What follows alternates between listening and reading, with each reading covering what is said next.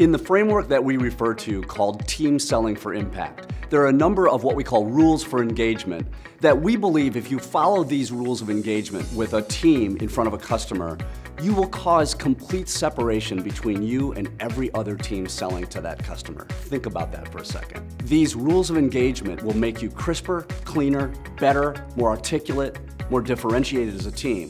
And one of the ones that I want to talk about that's really important, seems minor, but it's hugely important, are how you introduce each other in a team selling situation.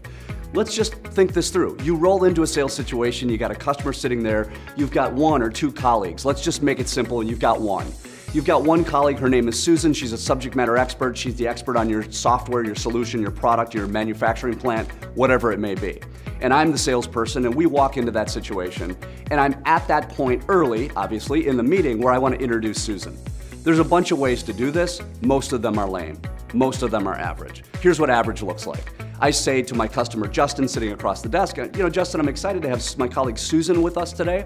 Susan is a subject matter expert, and she's going to be talking about the power of our software and how it relates to your business. Susan, over to you. That's okay. It's an introduction. It happens every single day, everywhere around the world, but it's really average. We believe that an introduction should be an endorsement. I should be, as a salesperson, introducing my colleague Susan, I should be channeling to this customer that I'm delighted to have. There's a reason I brought her. I'm delighted to have her with me. And that needs to have some feeling, not just thought, not just data and resume. It needs to have some feeling. Here's what I like to say in endorsements, something like this. I'll give you a couple of examples. Justin, I'm delighted to have Susan here. She's our subject matter expert on our software, and she's going to add some color to our conversation and some fit in terms of your needs and situation. Now, Justin, there's a couple things you need to know about Susan. She's just a fantastic colleague, and there are essentially two words that our customers routinely use to describe Susan when they've worked with her. She's incredibly responsive, and she's incredibly insightful. And I think you're gonna see that. Susan, over to you. That's an endorsement. It's completely different. It's not a big deal. I didn't give a 9-minute biography of Susan. I just simply gave some color that is based on feeling.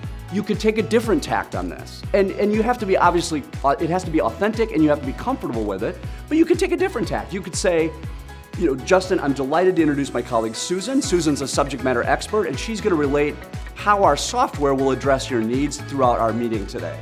So I'm really glad to have her. Susan is actually from Los Angeles, California, and what you need to know about her is there's a couple things that she brings to this table from before she joined our team. They are X and Y, whatever those things are. So there's a whole bunch of different ways, obviously, you can get at this, but get at it. That's an endorsement. Don't leave it at the surface. I think we get lazy, or my favorite word, discipline. We get undisciplined when we introduce ourselves, and folks, we're leaving a huge void. We're missing a great opportunity. You want to leave a feeling in that room. And this is just one of the many rules of engagement that we'll talk about, but it's powerful. Because if you leave that feeling in a room, that person walks away, the customer walks away with that feeling, and nobody else is going to do that in all the 11 other meetings they have today, and that benefit accrues to you.